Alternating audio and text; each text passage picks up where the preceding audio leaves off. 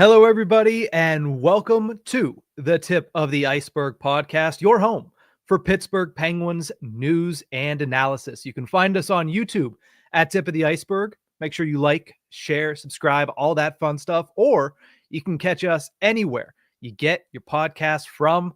We got a great show for you guys today, live on YouTube, which means one thing and one thing only when we're live on YouTube.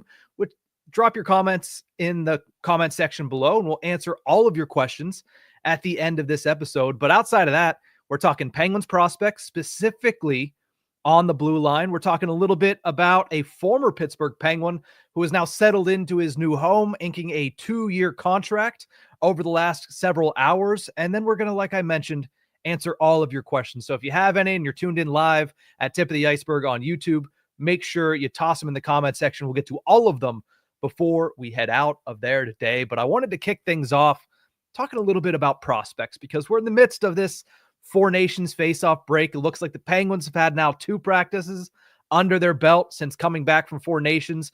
Canada, United States, they're getting ready to take on each other, trying to figure out who gets to be the inaugural and probably only Four Nations face-off winner, which brings me to our question of the day that you can answer if you're tuned in live as well, which is who wins tomorrow's championship game? Is it United States or is it Team Canada? Let us know in the comment section below. But with all this in mind, there is one storyline in Penguins land, at least, that has started to break through and catch everybody's attention.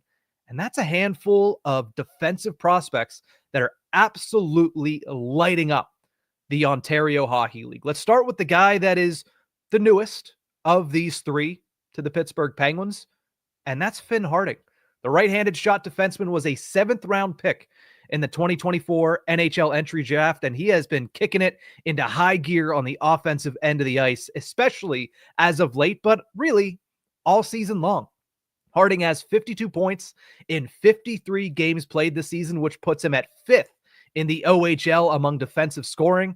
And let's not forget, this kid is only 19 years old, which means he is still going to be eligible to play AHL hockey next season. I'm not sure what the Penguins are going to do there, though, because whenever you look at what they've been doing specifically this year, they've been trying to get a lot of their top prospects to come to the American Hockey League and play on the same team. You look at Tristan Brose, you look at guys like Ville Koivunen, who came over to North America from Europe to play in the AHL this year. You look at a guy like Vasily Ponomarev, who's playing in the AHL. They brought over Sergei Murashov, who's played AHL minutes when given the opportunity. It is a very, very stacked goaltending core and stacked goaltending organization, but he's been brought over so he can start to play with some of these guys. And a guy like Rutger McGroarty is on those same lines because he could have played at Michigan again this year. In fact, that's the reason that he was traded away from Winnipeg, is because he was threatening to go back to Michigan. Instead, he gets traded to the Penguins, and he's playing in the AHL. A lot of the Penguins' best prospects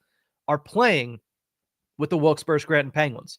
So the question becomes, when Finn Harding finishes this season, which has been very, very good in Brampton, are the Penguins going to bring him up? I think it's overall too early to predict what they'll do, but it feels like to me, if I had to put a prediction on it, that he'd end up staying at the OHL level next year. Because if you look at what the Penguins have, especially on the right side, Karlsson, more than likely, there's a chance he's not, but more than likely is coming back next season. Kris Letang, more than likely, is coming back next season. Vincent Desharnais is under contract for next season. They brought in Kolyachonok, who plays left and right. He's under contract for next season. And that's just at the NHL level. At the AHL level, you're looking at a guy like Sebastian Aho, who plays left, but he's going to command a spot. You're looking at Jack St. Ivany, who's going to command a spot and is under contract. They have a lot of good things to say about Mac Hallowell. Is he going to be brought back? And if that's the case, there might not be a whole heck of a lot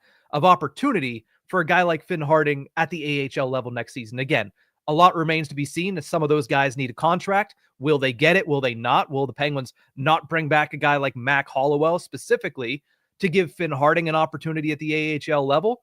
That remains to be seen.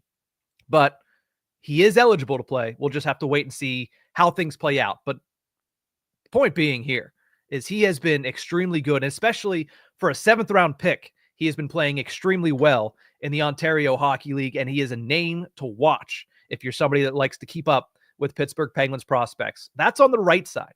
On the left side of things, 3rd round pick from the 2023 NHL entry draft, Emil Pieneniemi, left shot defenseman, first year in North America, and just like Finn Harding, absolutely tearing up the Ontario Hockey League. He played last year and finished his top elite league, which means he's no stranger to high pressure, high competition hockey. He played in professional leagues in Finland last year. Now he moves to the Kingston Frontenacs this year to play juniors and play in the OHL. Not only is he playing for Kingston, he's running their top power play unit, which is leading to him, as well as Harding, being among the top defensive scorers in the Ontario Hockey League. I mentioned Harding is 5th in the OHL.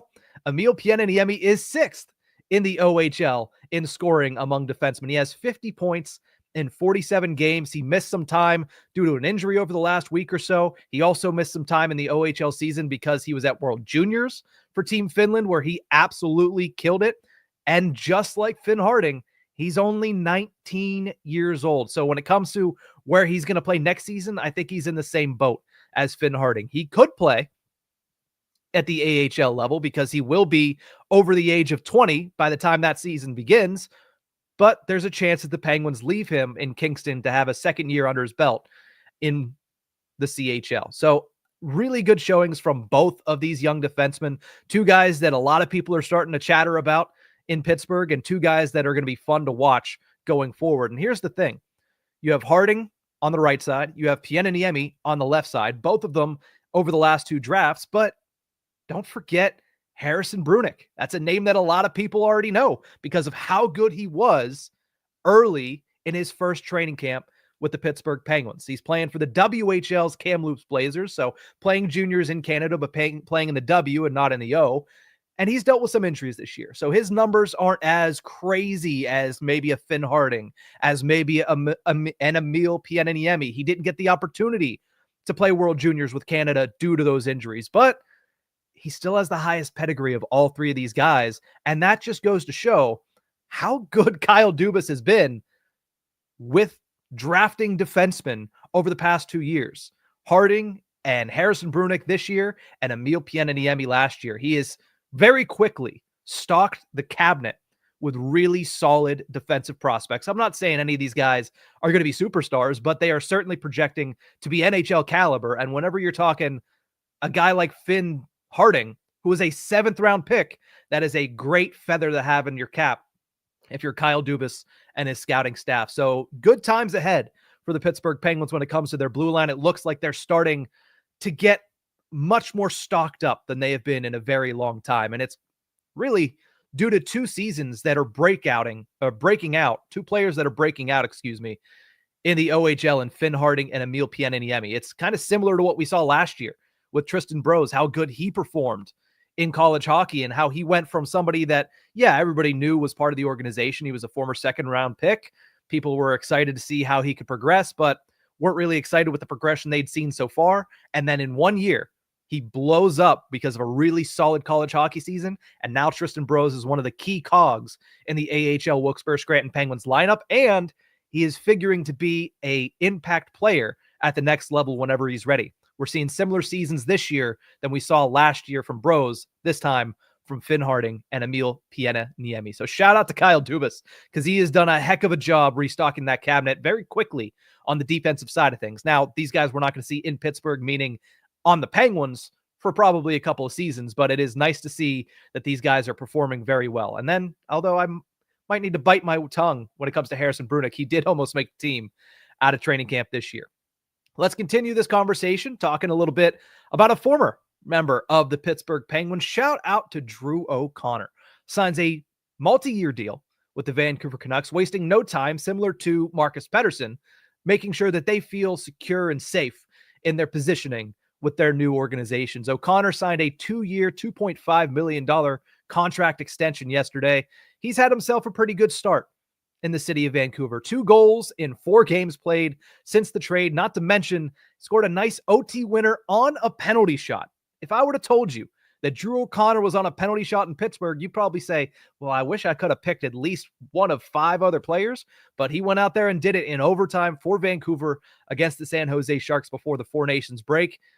It helps that you're playing on the second line. It helps that you're playing with guys like Philip Hedl. Helps that you're playing with guys like Brock Besser. But Drew O'Connor has found a home in Vancouver. He's off to a great start, and you love nothing more than to see these guys who deserve it end up getting paid. O'Connor signs it 2 years, $2.5 million. And the best thing for him and for the Vancouver Canucks out of that is Drew O'Connor still has a lot of room to grow. It looked like he was kind of pushing his ceiling up a little bit last spring when he had 7 goals, 5 assists in that final 18 games played stretch. And he was playing a lot of time with Sidney Crosby, proving that he can, at least for a short period of time, hold his own next to superstar talent. But he just fell back down to reality this year. He went through that long goalless drought. And that's why I think the Penguins were looking at it as, well, we'd like to re-sign him, but if we get any good value, we have to move on from him because he's going to be an unrestricted free agent. Well, lo and behold, that turned into him being included in a trade and a first rounder coming back in favor of him and Marcus Pettersson. And when that happens, you got to pull the trigger. If you're Kyle Dubas and the Pittsburgh Penguins, they did. They get a first. It worked out for all sides because the Penguins get what they needed. The Vancouver Canucks get 2 players that are going to be part of their short-term and, in Marcus Pettersson's case, long-term plans on that team. And it was kind of a perfect Jim Rutherford trade because Jim Rutherford always said he likes to make trades fair. And it seems like that's exactly what happened between the Penguins and the Canucks before the Four Nations face-off. And like I mentioned, it's been working really well for the Vancouver Canucks. They are 3-0-1 since that trade went down on February 1st, which has launched them up into a playoff spot, sitting currently as wild card 2 in the West. So shout out to Marcus Pettersson, who we talked about a couple weeks ago. He signed that 6-year extension in Vancouver. Now shout out to Drew O'Connor, a guy who was an undrafted college signing, came to Pittsburgh, was one of the few young players over the last 5 years to be able to break through and gain the trust of Mike Sullivan. Got opportunity after opportunity, started in the bottom 6, worked his way up to where last year he was playing on the first line with Sidney Crosby. He was the Penguins' filler for Jake Gensel being traded away, and he played well and narrowly bringing the Penguins, or helping bring the Penguins, I should say, back into the playoffs. And now looks like he's thriving in Vancouver. We'll see what happens over time, but he has himself a new home and he has himself a shiny new contract. We're going to take a quick break. When we return, answering all of your questions. So if you're tuned in live at Tip of the Ice-Burgh on YouTube, make sure you drop a question in the comment section below, and we'll get to as many as we can before we head out here today. We'll be right back.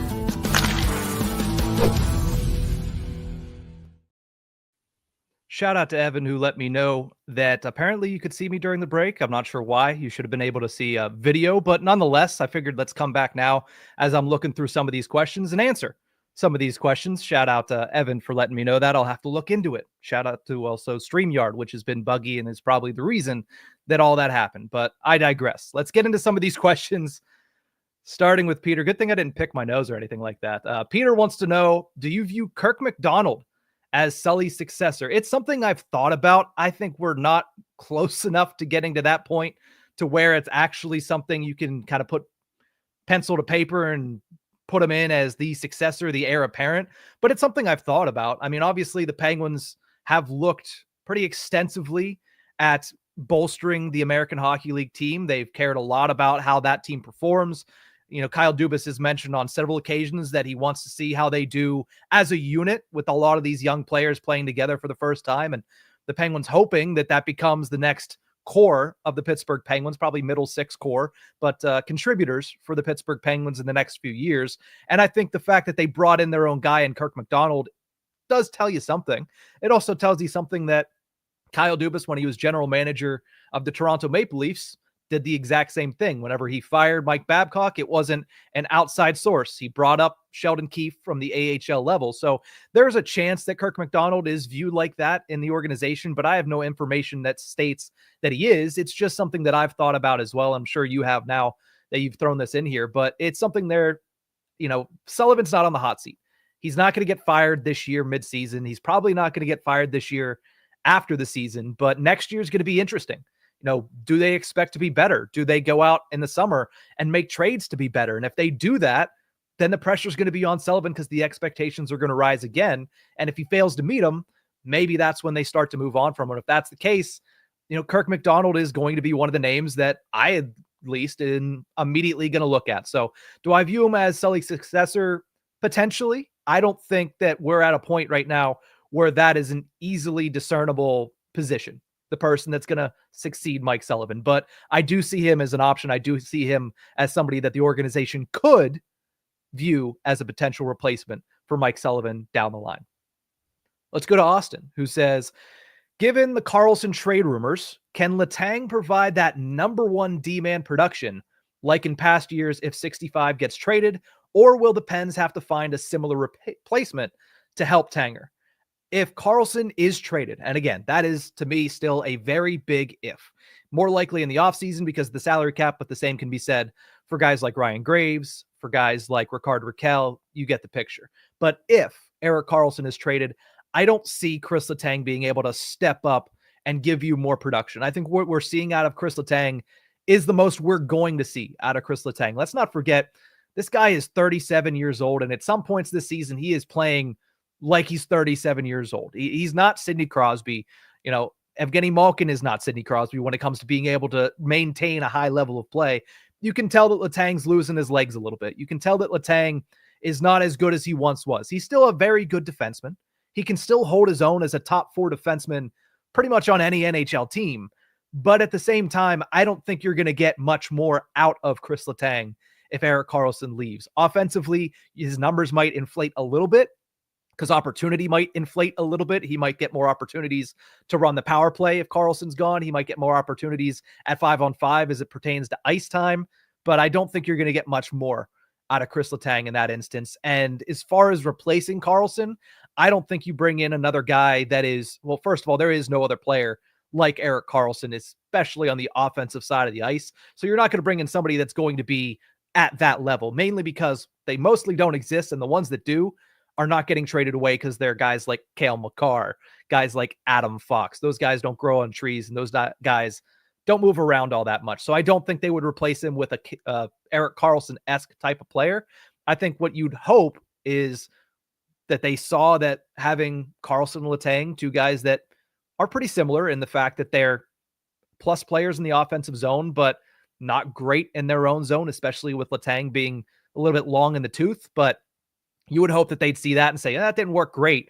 Let's make sure that we replace Karlsson with somebody that is a little bit more defensively inclined, knowing that their defense has struggled a lot this season. And part of that is because they have two offensive defensemen that don't really like to play in their own zone, or at the least, I shouldn't say don't like to, aren't great at playing in their own zone at a consistent pace. Let's go to Evan, who says, I was intrigued by the Marner talk on yesterday's episode. And for those who didn't see yesterday's episode, we talked about the possibility of Mitch Marner making it to free agency this summer and then coming to the Pittsburgh Penguins because of the ties that he has with Sidney Crosby and Kyle Dubas. You can check out a 16-minute conversation between me and Nick Horwat if you go check out that episode, of course, after we get off here today. But Evan says, what odds do you give that Marner actually comes to the Penguins organization, especially with Marner idolizing Crosby on Team Canada? The actual odds, if I was going to put a number on it, are very, very low because I still think that they're more than likely to figure it out between Marner's camp and Toronto. Just you look at the Maple Leafs, when you have a player that has been in the 90-point plateau and probably en route to a 100-point season this year, still in his prime, 27 years old, looking for that big deal, you more than likely want to keep him. Or if you're going to lose him, you don't want to lose him for nothing. So he's not going to walk to free agency. I think it's more than likely he ends up in Toronto. But if he makes it to free agency, and this is what we talked about yesterday a lot, the Penguins look like a very good landing spot for Mitch Marner because a lot of the teams that have the salary cap space for him probably aren't looking to get him or probably look worse on paper than the Pittsburgh Penguins. Now, the Penguins don't look great on paper, but they can afford him next offseason, $24 million in salary cap space, and a lot of players already signed to their contracts for next year. And Mitch Marner has those pre-existing relationships with Sidney Crosby, who I'm sure he would love to play an extended period of time with, and Kyle Dubas, who signed him to his most recent big money contract. So it would make sense as the Penguins being a potential landing spot. As far as the odds I would give it, and I think I've filibustered here because I really have no idea what number I want to put on this, I'd say it's somewhere around 10%. You can give me the dumber meme of, so you're saying there's a chance. And I'm saying, yeah, there's a chance. A lot of things can happen.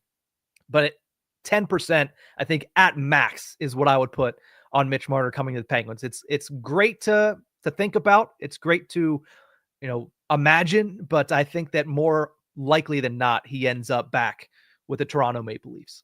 Let's go to Bear Fang Media. Shout out Bear Fang Media. Says, what do you think of the Anaheim-Pittsburgh trade chatter?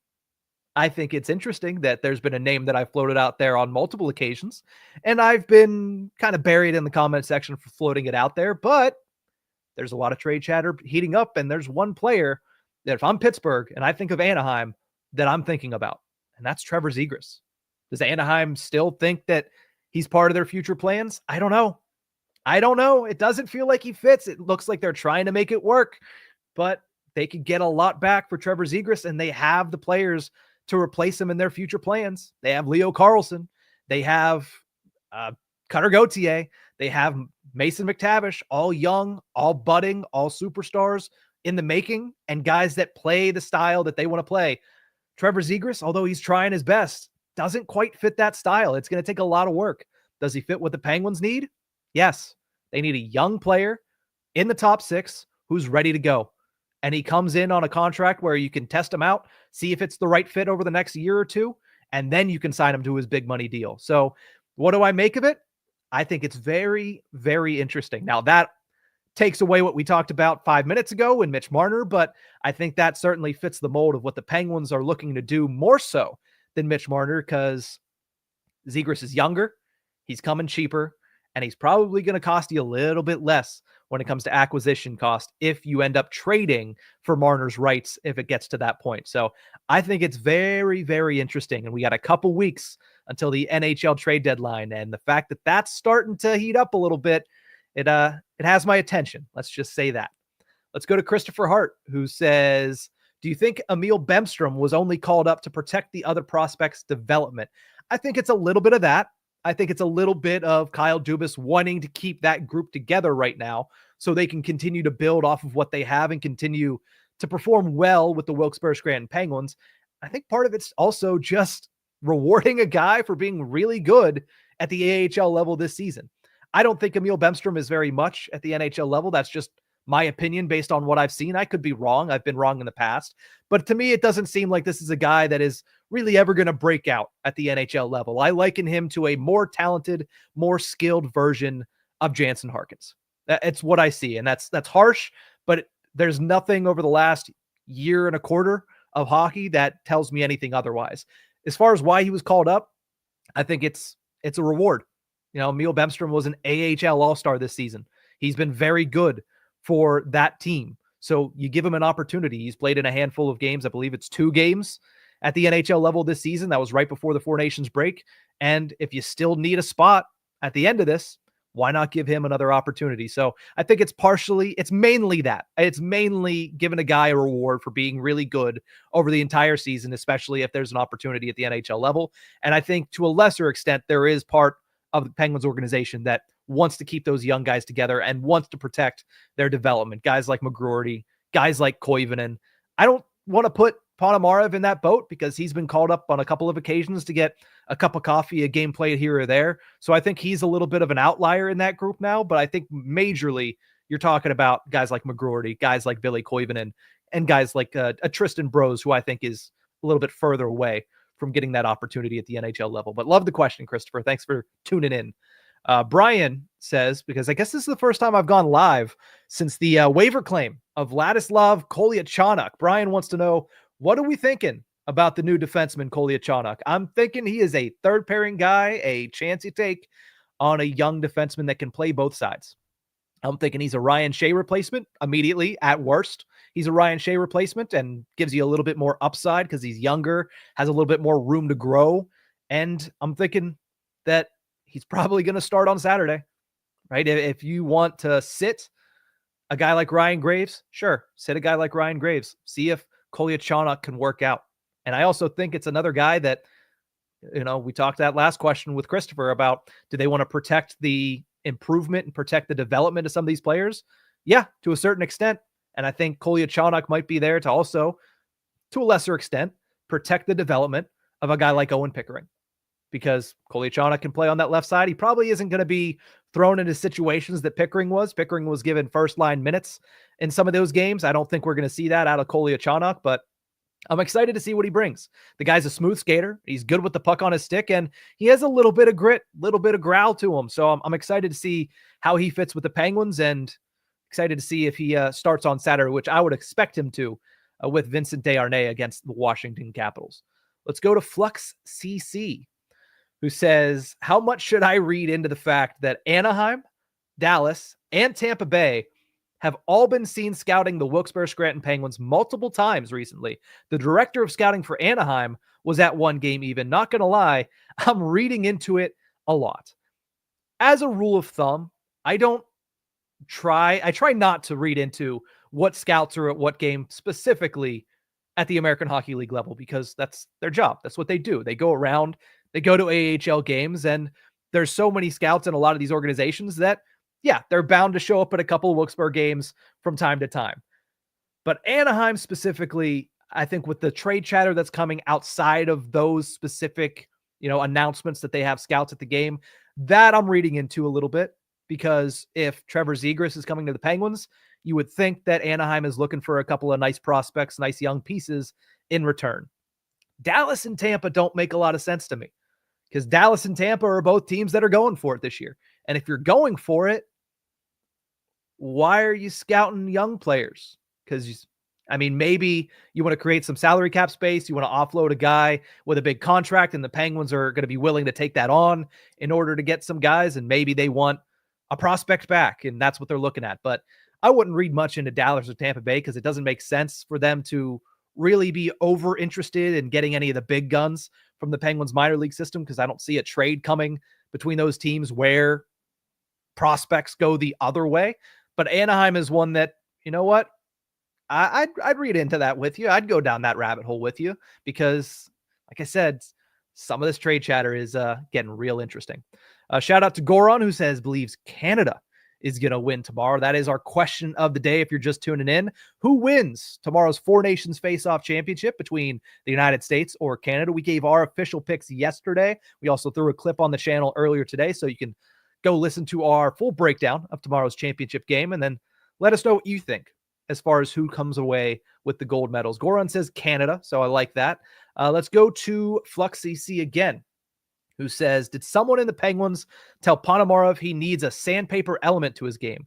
He goes down to Wilkes-Barre for the Four Nations break and gets tossed 2 to 3 games and suspended for a game and went full goon mode. I don't know what happened when Vasily Ponomarev went back down to the American Hockey League. Maybe it was just playing in that matchup, Penguins versus Flyers, for that one game, that it riled him up. It stirred him up. And then, of course, that one game was against the Hershey Bears. It was against the back-to-back Calder Trophy champion, or Calder Cup champions. So he's a guy that right now, if the Penguins are going to bring him up, he's going to play third line. He's going to play fourth line. And the Penguins, they like a little bit of that extra stuff. They like a little bit of that Michael Bunting. And if Ponomarev comes away with a mean streak because of it, I think that's only a good thing for the Penguins. Now, he needs to rein it in a little bit. Let's not punch people in the face when they're unsuspecting and get tossed and suspended for a game, but a little bit of sandpaper didn't hurt anybody. Let's go to Zach, who says, do you think Karlsson's good performance at the Four Nations faceoff could drum up any trade interest? It certainly didn't hurt. The Four Nations faceoff was a tournament that I think we should have all expected Erik Karlsson to perform well at, because it's a short form tournament, short bursts. What is Erik Karlsson good at? Short bursts of high offensive intensity. And that's exactly what he did at Four Nations. So he was one of the better players for Sweden. Shoot, he was one of the better players of the round robin tournament. And I think that you'd be silly to not think that people were watching that. Every NHL GM was either watching or at those games, so they saw it with their own eyes. Hey, Erik Karlsson still has it. Now, they know that that's going to have to be elongated over an 82-game season plus, because he still has multiple years left on his contract at $10 million, and that is a big risk, especially because even if it's a lot of contract to take on, you're going to give away pretty decent asset in order to get him back if the Penguins end up shopping him. But I think that you'd be silly to look at that performance and not think that GMs around the league took notice and might potentially say, well, he struggled in Pittsburgh, but he still got it there, and increase that interest. Let's go to Jay, who says, do you think Marchand is getting traded? I have a really hard time believing that Brad Marchand is going anywhere. Again, that's something where, because he's been there for so long, that I look at it and I say, yeah, I'm just going to trust that he's staying there until I see it. Like, I'll believe it when I see it with Brad Marchand. The Penguins should not be in any way, shape, or form interested in that trade. Does not fit the mold whatsoever of what the Pittsburgh Penguins are doing. But that's an interesting storyline outside of Pittsburgh that I think most of us are going to keep an eye on. And that's one that, like I said, I'll believe it when I see it, because Brad Marchand and Boston have been synonymous for a decade plus. I'd be really surprised to see them move on from him in what has been a down year, but again, not a down year in which it looks like it's the end of, the end of times and they need to start a rebuild. It just looks like it's been a down year in Boston.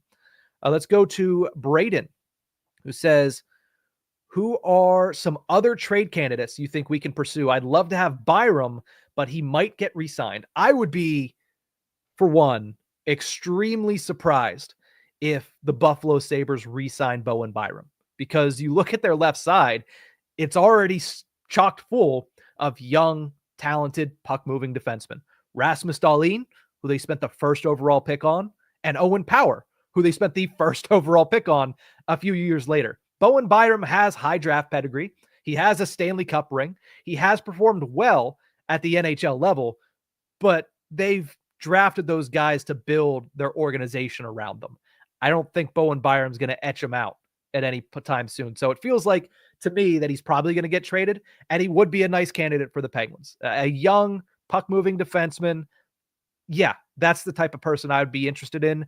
Outside of that, I'm looking at a guy like Nick Robertson in Toronto. If things continue to go in the direction they've been heading, I think that he's an option. I think they could call Vancouver back and get into a conversation about Nils Höglander.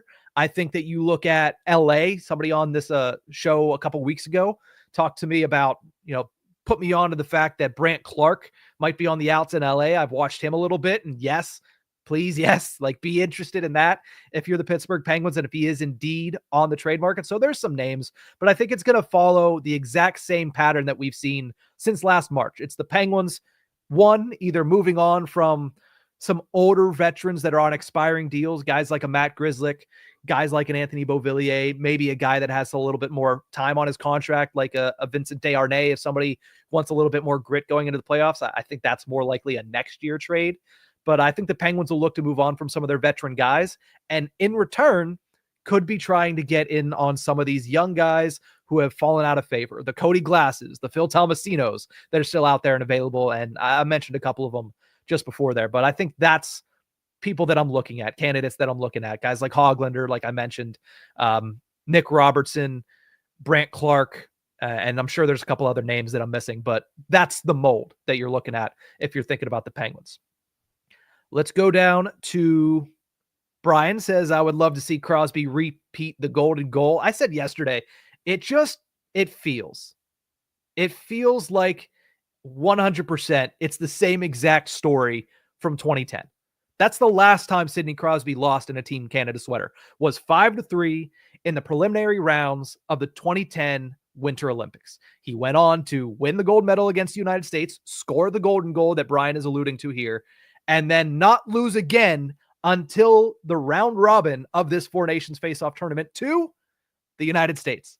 So it's just a feeling, but it feels like there's a chance that we see history repeat itself just 15 years later. So Brian would love to see Crosby repeat the golden goal. Brandon says that he wants Team USA, or predicts Team USA will win, which I absolutely love. Let's go to Chicken a la King. Based on what we talked about earlier when we were giving some flowers to Kyle Dubas for the defense that he's brought into the organization at the prospect level. Guys like Pienaniemi, guys like Finn Harding, guys like Harrison Brunick. Chicken a la King says Vasanen and Piatella are a couple D-men putting up solid numbers in the college ranks as well. So just giving a shout out to even more Pens prospects on this show. Shout out to Chicken a la King for tuning into this episode. And then Flux CC says, with Crosby seemingly playing one-armed at the Four Nations and barely being able to shoot, does he go on IR as soon as the tournament ends? I wouldn't rule that out. I was excited whenever he played in that first game because I felt, all right, he was held out in those last two games before the Four Nations just as a precaution because he really desperately wants to play in this tournament. And really, if you're the Penguins, you got to give him that bone. You got to give him that opportunity because they're not going to go for anything in the remainder of the season. They're not striving to win anything. At least on the ice they will, but they're likely not going to get into the playoffs and likely not going to win very much post-break. So it felt like, all right, a nice nod to the captain. Take a couple days, take a couple games, try to get yourself right for the Four Nations because of how much it means to Sidney Crosby to participate in this event. And then we watch the event and you go, wow, Crosby is so great. But as you mentioned, he's not really shooting the puck at all. And I thought, maybe this is leave it all out there for this game and then take a week or two off afterwards and try to figure out your elbow. Whenever it initially happened, there were some people that were whispering that this might be a multi-week injury. There were some people that were saying, yeah, they're really unsure. There were some people that said it looked bad. It got better after a few days. So there's really no defined what actually happened and how long he should have missed or should miss due to this injury. But you can tell one thing is for certain, and Flux CC says it here. He is playing less than 100% at the Four Nations. So I think there is a chance that when he comes back, he's going to miss a couple of games. And if it's going to be a week or two, then yeah, it would behoove them to put him on IR. And I think the fact that they brought up Emil Bemstrom, even though Evgeny Malkin has returned to practice and expects to play, Brian Russ has returned to practice and expects to play. I think the fact that they brought Bemstrom back up kind of alludes to the fact that there's a chance he lands on IR. But you also have to remember Boko Imama is still injured as well. And I believe he is on IR, was placed on IR just before the Four Nations break. So we'll have to wait and see. He'll play tomorrow. That's for certain. And then we'll see what happens when he returns to Pittsburgh on Friday and then gearing up for that game against the Washington Capitals on Saturday. But that's going to do it for this episode of the Tip of the Iceberg. We'll have to look in and make sure that next time we go on break, you don't see me sitting here just reading your comments and not talking. But that's it for this episode of the Tip of the Iceberg Live. Thank you guys so much for tuning into this one. We'll be live again next Wednesday. So if you have more questions, bring them then. We'll answer them all before we head out that day. But that's it for this one. Remember, like, share, subscribe on YouTube if you can. If not, you can find us anywhere you get your podcast from. We'll see you guys next time.